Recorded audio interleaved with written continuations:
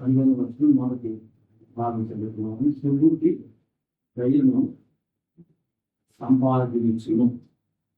కీర్తనలు 119 14 మొదటి భాగం కూడా చదువుతున్నాం. దేశం దైవం పొరపాటు పాత్రలో ఈ ధర్మశాస్త్రము అనుసరించుటకు మాకు బుద్ధి దయచేయను.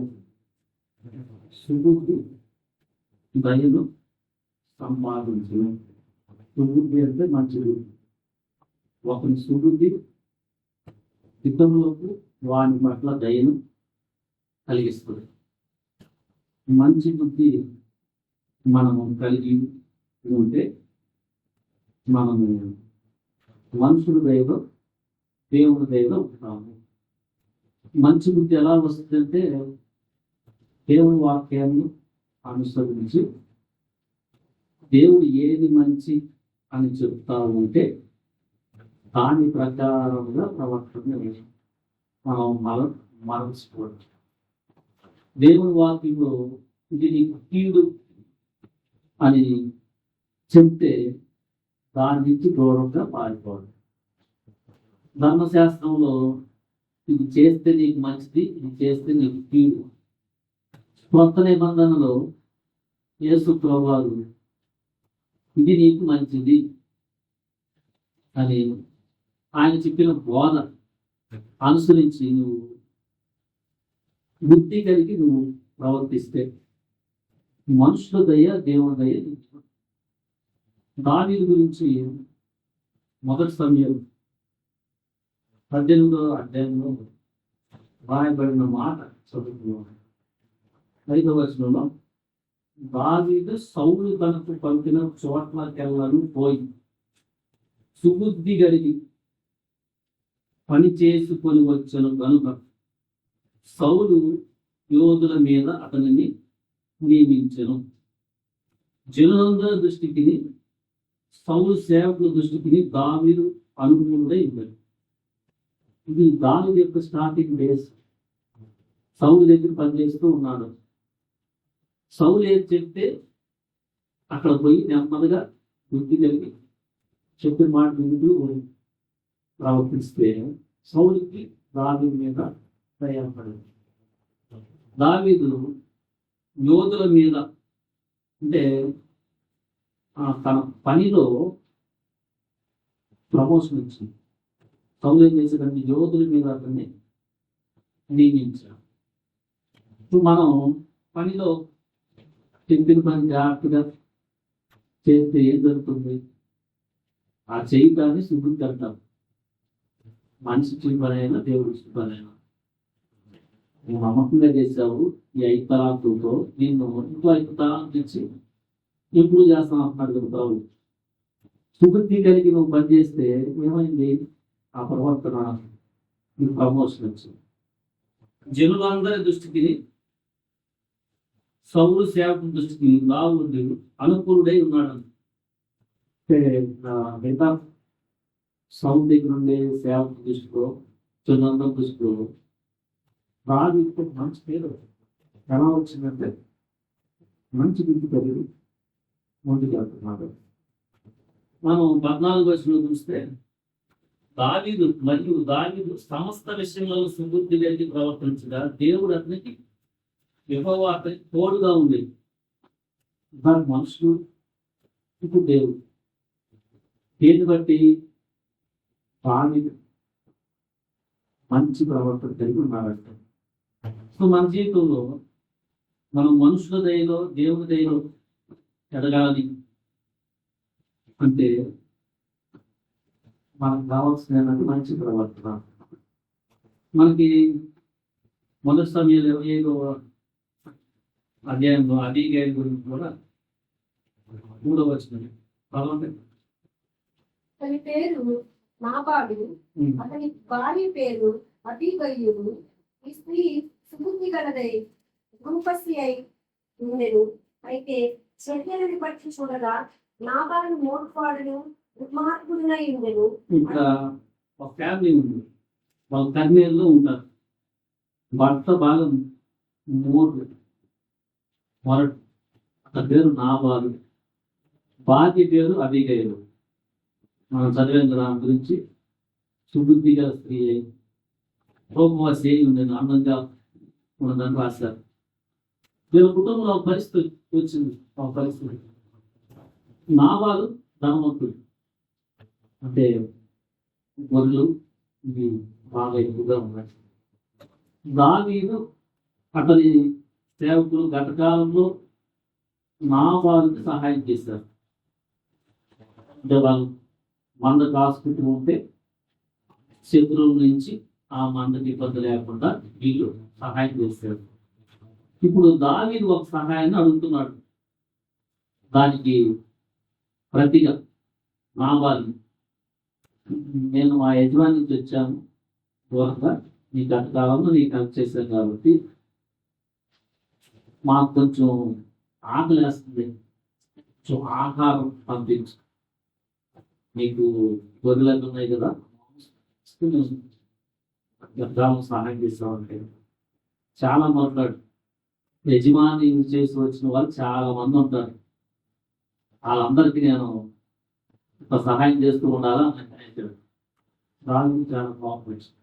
ఒక 400 మందిని కత్తులు తీసుకొని బయలుదేరుతారు. అందరం అంటే మగవారి అన్ని మనుషులు వచ్చి అది చెప్పాడు.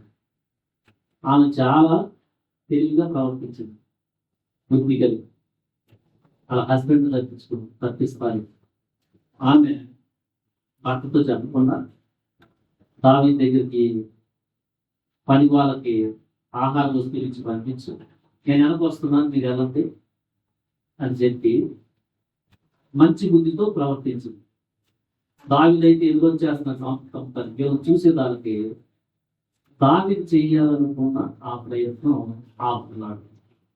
ఆమె గురించి చెప్తూ 33వ వచనం చదవండి. నేను అబద్ధించుకోకుండాను ఈ దినము మన ప్రాణం తీయకుండాను నన్ను ఆపినందుకే నీకు ఆశీర్వాదము బాగా, నీవు చూపిన కృత విషయమై నీకు ఆశీర్వాదము కలుగును బాగా. ఆమె యొక్క ప్రవర్తన, బుద్ధి చాలా ప్రమాదం జరగకుండా చాలా మంది జరిపేవాళ్ళు. ఆ భర్త కూడా పాపి. సో ఆయన ఏమంటున్నాడంటే దావీదు, నీవు చూపిన బుద్ధి విషయమై దేవుడు నీకు ఆశీర్వాదం కలుగుగా. అక్కడ ఏమైంది? ఆమె చూపిన మంచి ప్రవర్తన బట్టి దావీదు టోటల్గా కోపం లేకుండా దావీదు మాట్లాడు కోపంతో ఆయన ఎందుకు ఆశీర్వదిస్తున్నాడు. మన జీవితంలో కూడా మంచి ప్రవర్తన ఉంటే, మంచి బుద్ధి ఉంటే మనకి రివర్స్ కోపంగా శాపంగా వచ్చేది కూడా ఆశీర్వాదాలు మారిపోతుంది. అసలు మంచి బుద్ధి దేవుని వాక్యాన్ని బట్టి కలిగి ఉండడానికి నేర్చుకుంటున్నావా? భక్తుల కీర్తనలో ప్రార్థన చేసుకుంటున్నాడు. ఇలా చూసాం, ఈ ధర్మశాస్త్రం ఒకసారి పదవుందమ్మా. నీ ధర్మశాస్త్రమును అనుసరించినప్పుడు నాకు బుద్ధి దయచేయు. 73వ వచనం కూడా చదవండి. నీ చేతిలో నన్ను నిర్మించి నాకు రూపు ఏర్పరిచి నీ ఆజ్ఞను నేర్చుకున్నట్లు నాకు బుద్ధి దయచేయు. ఇది ప్రార్థన. నీ ధర్మశాస్త్రం అంతటి చొప్పున నడుచుకున్నట్టు నాకు బుద్ధి దయచేయు. ఈ ప్రార్థన మనం చేయాలనంటే మనకి ఎలాంటి అవగాహన ఉండాలి? ఫస్ట్ మంచి బుద్ధిని నేర్చుకోవాలి. అది మన యొక్క గురై ఉండాలి. నీ ఆజ్ఞల్ని అనుసరించి ప్రవర్తించుటకు. ఎందుకంటే ఆజ్ఞలు అనుకుంటూ నాకు చాలా మేలు, నాకు బుద్ధి దయచేయము అని ప్రార్థన చేసుకుంటున్నాను. మనకి ఇంకో చోట కూడా రూతు గురించి భోజన మాట కూడా మనం చూడొచ్చు. రూతు గ్రంథంలో 2వ అధ్యాయంలో 8-9 వచ్చిన తర్వాత అప్పుడు బోయజు నా కుమారి నా మాట తిను, వేరొక పొలంలో వేరుకొని తప్పుకోవద్దు, దీనిని విడిచిపోవద్దు, నా పనికత్తుల యొక్క నిలకడగా ఉంది. వారు తోడి చేయను కనిపెట్టి వారిని కుప్పరించును. నిన్ను ముట్టకూడదని యవనస్తులకు ఆజ్ఞాపించి ఉన్నాను. నీకు దాహమునకు కుండల దొరికిపోయి పరిమాణం చేరిన నీళ్లు తాగుమని చెప్పు. ఇక్కడ బోయస్ యొక్క దైన పొందుకున్న రూతు చూస్తున్నాం మనం. ఎందుకు ఆయన ఆమె పట్ల దయగా ప్రవర్తించాలంటే 10వ వచనంలో నీకు నీ అత్తపు చేసినదంతయు నాకు తెలియబడెను. చివరు 2:10 రూతు తన అత్తయ్య నయోమి పట్ల చాలా మంచిగా ప్రవర్తించింది. అంటే నయోమి వృద్ధాప్యంలో విడవకుండా నువ్వు ఎక్కడికి వెళ్తే నేను అక్కడికి, నీ దేవుడే నా దేవుడు. ఆ మాట చదవండి మొదటి అధ్యాయంలో 16వ వచనం. అందుకు రూతు నా వెంబడి రావద్దనియో, నన్ను విడిచిపెట్టిన పనియో, నన్ను బ్రతమాలుకొనవద్దు. నీవు వెళ్ళి చోటుకే నేను వచ్చినాను, నేను నివసించే చోటునే నేను నివసించగలను. నీ జనమే నా జనము, నీ దేవుడే నా దేవుడు. నీవు మృతి పొందు చోటను నేను మృతి పొందుతాను, అక్కడనే పాతి పెడతాను. మరణం తప్ప మరి ఏదైనా నన్ను ప్రత్యేకించిన ఎడల యెహోవా నాకు ఎంత కీడైనా చేయుగాక లేదు. ఈ ప్రవర్తన బట్టి తన అత్త పట్ల ఈయన చేసిన దైవ కార్యం బట్టి బోయిస్ అంటున్నాడు, రూతు ఎవరో తెలియకుండా దేవుడు ఎక్కడ పంపిస్తే ఆ బలానికి వెళ్తారంటే దేవుడు బోయిస్ అనే ఒక మంచి వ్యక్తి పొలంలోనికి రూతు మీద ఎక్కితే చేశాడు. ఆయన మాట్లాడి మీకు చదివాడు, ఎక్కడికి వెళ్ళద్దు ఇక్కడే దేవుడు చాలా దయగా మాట్లాడాడు. రూతు యొక్క మంచి ప్రవర్తన. సో మనకి మంచి బుద్ధి ఉంటే మనుషుల యొక్క దయ ఉంటుంది. చివరిగా మనం మొదటి రాజు 3:9 ఇంత గొప్పదైన నీ జనములకు న్యాయం వాడు ఎవరు? కాబట్టి నేను మంచి చెడ్డలు వివేచించి నీ జనులకు న్యాయం తీర్చినట్లు నీ దాసుడైన నాకు వివేకం గల హృదయం దయచేయము.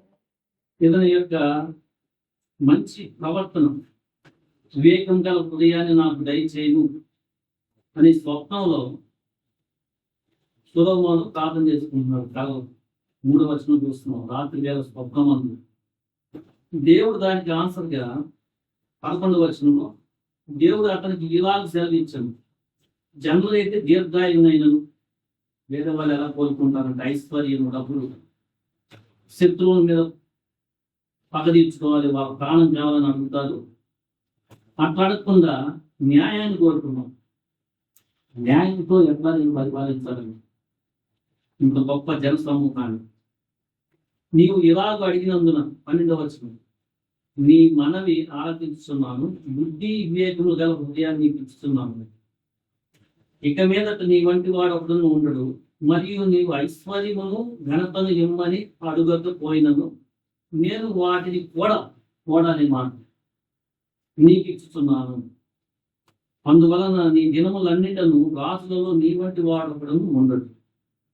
సొలొమోను యొక్క ఆ మంచి ప్రవర్తన బట్టి దేవుడు అడిగి ఇచ్చాడు. ఎక్స్ట్రా నువ్వు అడగకపోయినా కూడా ఐశ్వర్యాన్ని, ఘనత కూడా ఇస్తున్నాను అని చెప్తున్నాడు. దేవుడికి అన్నమాట ధైర్యం. ఎందుకు? మంచి ప్రవర్తన. వేరే వాళ్ళైతే శత్రువు ప్రాణం ఇవ్వు, డబ్బులు ఇవ్వు, ఐశ్వర్యం ఇలాంటివి అడుగుతారు.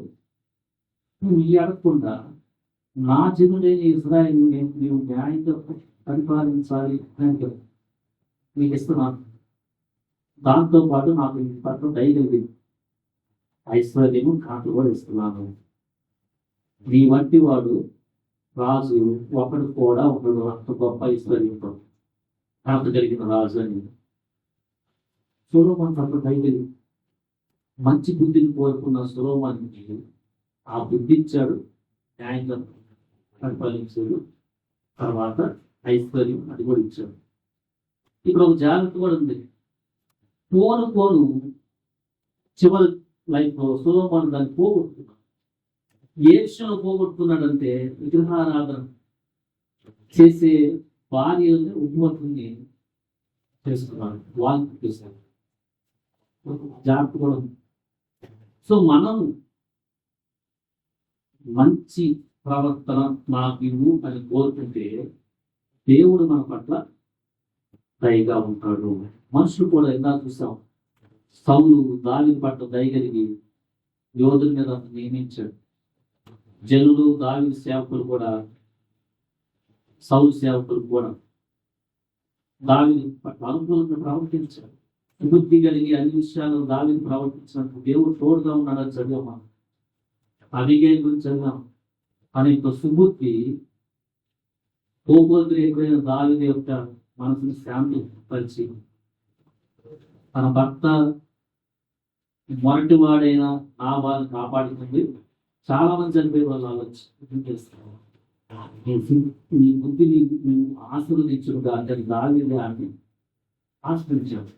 రూత్ గురించి చూసాం. తన అత్త పట్ల నయమి పట్ల తీసుకున్న డెసిషన్ మంచి బుద్ధిని బట్టి, చక్కగా చూసుకున్న విధానాన్ని బట్టి బోయి చెప్తున్నాడు. తన పొలంలో ఏరుకుంటానికి వచ్చిన రూతుతో చాలా ధైర్యం, నువ్వు ఇక్కడే చేయరు, నీ గురించి నేను చాలా మంచిగా వెళ్తాను అని చెప్తున్నాను. సొలొమోను చాలా మంచి ప్రార్థన చేస్తున్నాడు.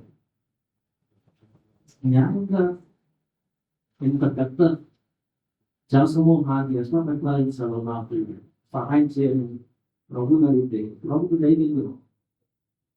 వేరే రాజు అయితే శత్రువు యొక్క ప్రాణాలను అడుగుతారు, ఐశ్వర్యాన్ని అడుగుతారు. నువ్వు అలా కాదు, నా జనులైన ఇజ్రాయెల్ ప్రజలు న్యాయంగా తీర్పు తీర్చాలన్నా మంచి ఆలోచన ఇది. నేను నీకు అది ఇస్తున్నాను, దాంతో పాటు కూడా నీకు ఐశ్వర్యాన్ని కలుగు చేస్తామని చెప్తున్నాను. ఈరోజు రక్షణ పొందిన మనం దేవుని వాక్యాన్ని అనుసరించి మంచి బుద్ధి కలిగి నేను ప్రవర్తించాలి. ప్రభు నాకు సహాయం చేయాలి. మంచి బుద్ధి అంటే దేవుని వాక్యం నుంచి వస్తుంది. అది ఈ కొద్ది సమయంలో చెప్పే అంశం కాదు. తన విషయాలు ప్రభు మత్తయి వాక్యంలో 5, 6, 7 అధ్యాయాలు చెప్పిన మాట బుద్ధిమంతుడు వీటి మీద పట్టుకుంటాడు. సో మనకు దేవుడు ఇచ్చిన ఈ లేఖనంలో వీడి గురించి చెప్తా ఉంది. దాని గురించి తొలగిపోవాలి. తొలగిపోయినప్పుడు ఈ మంచి గుర్తు వస్తుంది. బుద్ధిమంతుడు మూర్ఖంగా ఉండడు, గద్దెకు లోపడతాడు. పడవలకు అంటే పైకి వెళ్ళే మార్గంలో నడుచుకోవాలని తన ప్రవర్తన సరి చేసుకుంటాడు. బుద్ధిని కాపాడుతుంది. ఒక సుబుద్ధి నీకు దీర్ఘశాంతాన్ని ఇస్తుంది. నాకు మాట చాలా ఉన్నాయి. ఎక్కడ దొరుకుతుందంటే తమ లేఖ ప్రకారం మాకు దేవుని యొక్క ధర్మశాస్త్రము చక్కటి జ్ఞానాన్ని ఇస్తుంది. అందుకని నేను దేవుని యొక్క ధర్మశాస్త్రాన్ని నేను అనుసరిస్తే నాకు మేలు. అంతేకాదు, ప్రభు చెప్పాడు యేసుక్రీస్తు యొక్క కృపను బట్టి, కృపతో నింపుకున్న వాడే ధర్మశాస్త్రాల కంటే హెచ్చుగా ఉన్న కృపను బట్టి నేను నడుచుకునేట్టున్నాను. శత్రువును ప్రేమించి ధర్మశాస్త్రం అయితే శత్రువుని కంటికి పని అంటుంటే ఇప్పుడు నేను కొత్త నిబంధన ప్రభు యొక్క ప్రవర్తన ప్రకారం నేను శత్రువును ప్రేమించు. ధనాన్ని దేవుని కంటే తప్పుగా చూడకపోవాలి. కనికరం కలిగి మనుషుగా ఏది ఉత్తమం అని నేను చెప్తున్నాను. కనికరమును ప్రేమించుతా, న్యాయం కలిగి నడుచుకుంటుంది, దేవుడైనా ఎక్కువ దీన మనసుతో నడుచుకోవాలి. ఇవన్నీ కూడా మనకు మంచి బుద్ధిని ఇస్తాయి. మన ప్రవర్తన దేవుడి కనుకోవాలంటే శత్రువు కూడా మిత్రుడు అవుతాం, మారిపోతాం మనుషులు. మన వైపు దేవుడు తిప్పుతాడు. అప్పుడు ఈరోజు మనం ఒకరి సుబుద్ధి మనం చదువుతున్న మన స్థానం 15-13 మొదట్లేదు దయను సంపాదించి మన సొంత బుద్ధిని వదిలేసి మనకు వచ్చే ఆలోచన ప్రకారం నడుచుకోకుండా దేవుని యొక్క లేఖనంలో మనకి మంచి బుద్ధిని నేర్పేయడం. ఏదైనా మన హెచ్చరికైనా కొంచెం హెచ్చరిక కూడా గద్దెంపు మనకి మంచి బుద్ధిని ఇస్తుంది. గద్దెంపులు సరి చేసుకుంటే బుద్ధిమంతుడు అవుతూ ఉన్నాడు. సో దేవుడు కూడా మనకి కొన్నిసార్లు పరిస్థితి అనుమతించి ఆయన విడవకుండా మనం ఆయన సమాధానంలో ఎదగాలని, ఆయన కుమారుని క్రీస్తు స్వరూపంలో ఎదగాలని మన కొంత పరిస్థితి అనుమతించవచ్చు.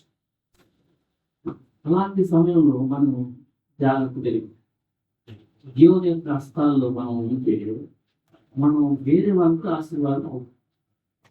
మనలో ఒక సంబంధమైన దేవుని యొక్క గుణగుణాలు మనలో పెరుగుతూ ఉంటాయి, కొంచెం పడుతూ ఉంటాం. ఆ మనిషి పట్ల దేవుడు చాలా దయగా ఉంటాడు. అంటే శ్రమ వచ్చినప్పుడు కానీ ఆ బ్లెస్సింగే లేదు. ఆ బ్లెస్ అవుతుంది, వేరే వాళ్ళ బ్లెస్సింగ్ అంటారు.